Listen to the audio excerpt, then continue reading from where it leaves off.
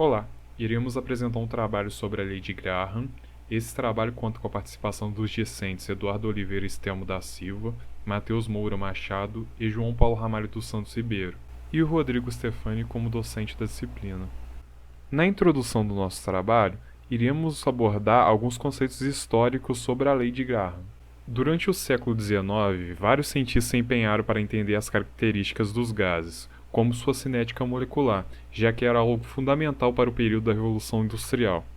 Então, neste contexto, Thomas Graham, ao observar os dados dos experimentos realizados pelo Johann Wolfgang Dobereiner em um recipiente que aprisiona o gás pelo equilíbrio entre a pressão atmosférica e a pressão interna do gás em uma coluna de água, percebeu-se que o hidrogênio escapava por uma pequena rachadura, provocando uma elevação do nível da água dentro da coluna. Então, Graham, ao replicar as observações do experimento de Dobereiner, com algumas variações, criou um instrumento chamado tubo de difusão.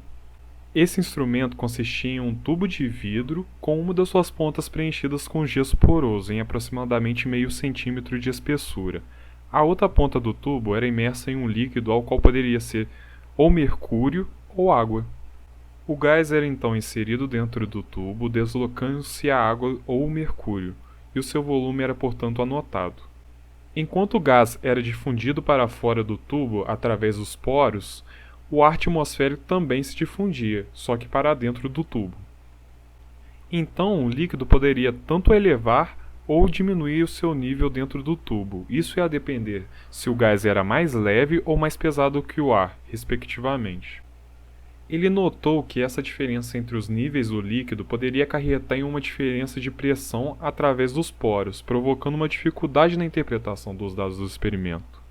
Para contornar isso, Graham utilizou um fluxo de água, ou poderia também ser um fluxo de mercúrio, para dentro ou para fora, dependendo do caso, mantendo a pressão uniforme e o nível do líquido também. Depois de um determinado tempo, todo o gás se difunde para fora do tubo, e, portanto, trocado pelo ar que se difunde para dentro do tubo. O volume do gás difundido poderia ser igual ao volume do gás inicial adicionado no tubo, partindo do pressuposto que todo o gás foi difundido para fora do tubo. E o volume do ar difundido para dentro do tubo seria esse volume do gás difundido para fora, mais ou menos a variação do volume durante a difusão. Portanto, percebeu-se que a razão entre o gás que se difunde para fora do tubo sobre a razão do ar que se difunde para dentro seria igual à razão das integrais de tempo dos fluxos. Como o fluxo dos gases é constante, então a razão dos volumes é igual à razão dos fluxos. Com essa ideia em mente, ele percebeu que a razão entre os fluxos dos gases que ele estudou sobre o fluxo do ar possui um valor aproximadamente igual à raiz quadrada da massa molar do ar sobre a massa molar dos gases. E com isso, Graham conseguiu uma relação empírica entre os fluxos desses gases com a massa molar dos mesmos. De forma empírica, Graham notou essa correlação, observando os valores das razões que estavam muito próximos, como é mostrado na tabela para vários gases que ele estudou. Essa correlação é tão importante que é aplicada em várias áreas, como na separação de isótopos de sais de urânio na fase gasosa, pois cada isótopo possui diferentes massas molares, logo diferentes velocidades de difusão, e isso ajuda na sua separação, algo que foi amplamente utilizado durante a Segunda Guerra Mundial na produção de bombas atômicas. Já na biologia, essa correlação explica como plantas em regiões pantanosas com certas adaptações, tais como partições porosas que separam o arênquima do ar ambiente, têm seu fluxo gasoso governado por lei física, e não pelo seu metabolismo. Essa lei física é conhecida como Lei de Graham. Isso demonstra quão relevante é essa relação em várias áreas da ciência. Bom, agora falando dos objetivos da nossa prática, nós temos como objetivo determinar a razão da massa molar de dois gases, que são o HCl e o NH3, a partir das velocidades dos gases que foram obtidos no experimento, verificando então, por fim, a lei de Graham. Já nos materiais utilizados na prática, nós utilizamos 3 tubos de vidro, 2 pipetas volumétricas de 10 ml, 2 quitasatos de 100 ml, o parafilme para fechar a saída dos quitasatos, 2 pipetadores de borracha, HCl-PA e o NH4OH, que é o hidróxido de amônio. Já no procedimento experimental, nós utilizamos 2 quitasatos de 100 ml, né, que foi colocado em cada um deles 20 ml de hidróxido de amônio e ácido clorídrico. Depois, cada orifício dos recipientes foi lacrado com parafilme para que não houvesse vazamento de vapor. Um tubo de vidro com borracha em suas pontas foi posicionado na frente do encaixe de ambos os quitasatos e assim que a película foi perfurada, o tubo teve que ser imediatamente encaixado. E assim iniciou-se o tempo do nosso cronômetro. Quando foi notado uma formação de um anel branco na superfície interna do tubo, a contagem do cronômetro teve que ser interrompida. E assim foi marcado o tempo da reação. O ponto de formação do anel e do início das extremidades dos quitasatos foram marcados com a caneta. O tubo foi removido do encaixe dos frascos e com a régua foi medida a distância entre os pontos. Com esses dados de distância e tempo registrados, conseguimos realizar o experimento e foi feito em triplicata, né? Então repetimos mais 2 vezes o experimento e todo o trabalho foi realizado na capela e seguindo os protocolos de segurança.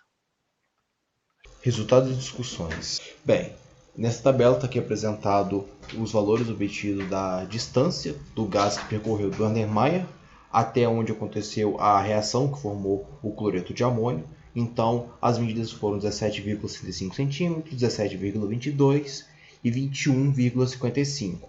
E de outro modo, estão aqui os valores obtidos para a amônia, que percorreu o tubo vindo da direita para a esquerda, 26,28 centímetros, 33,70 e 29,35, com os respectivos tempos de 208 segundos, 391 e 330, com os valores médios representados abaixo.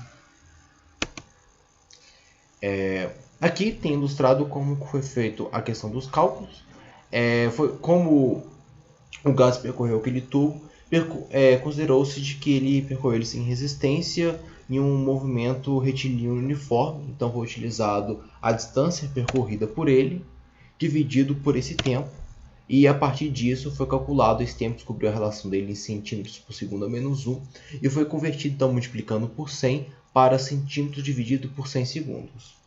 Então esses valores foram calculados tanto para cada replicata, né, de cada lado, pela velocidade do HCl, e pela velocidade do hidróxido de amônio, que seria mais a velocidade da amônia.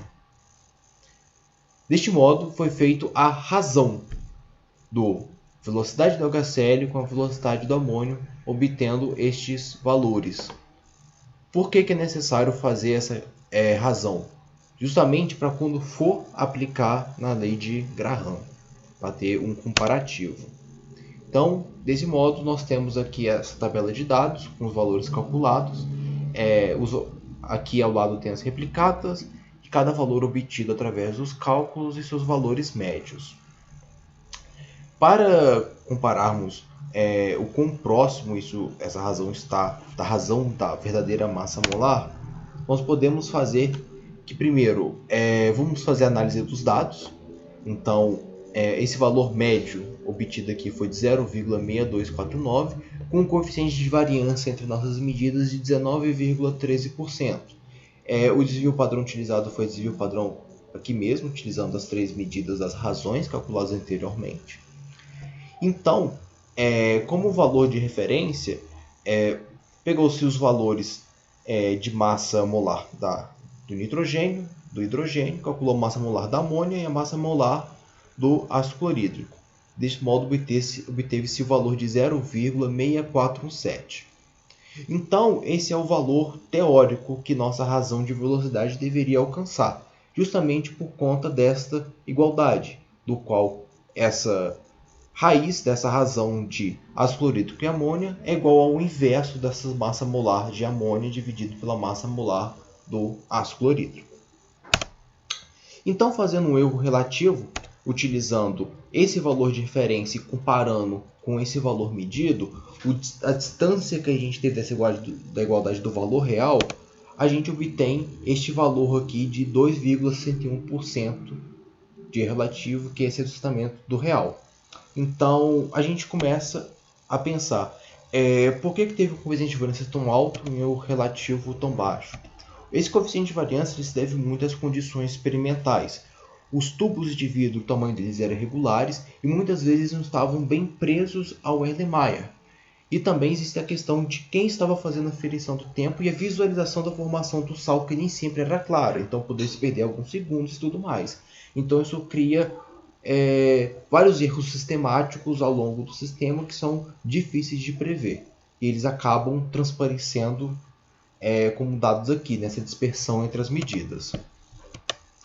Então, indo para a nossa conclusão, nós podemos concluir que nós tivemos um baixo erro relativo, considerando um erro relativo menor de 5% como um erro aceitável, uma coeficiente de variância relativamente alta, justamente por causa das condições experimentais, e, como eu disse anteriormente, as condições experimentais não eram ideais, mas mesmo assim foi possível obter resultados satisfatórios.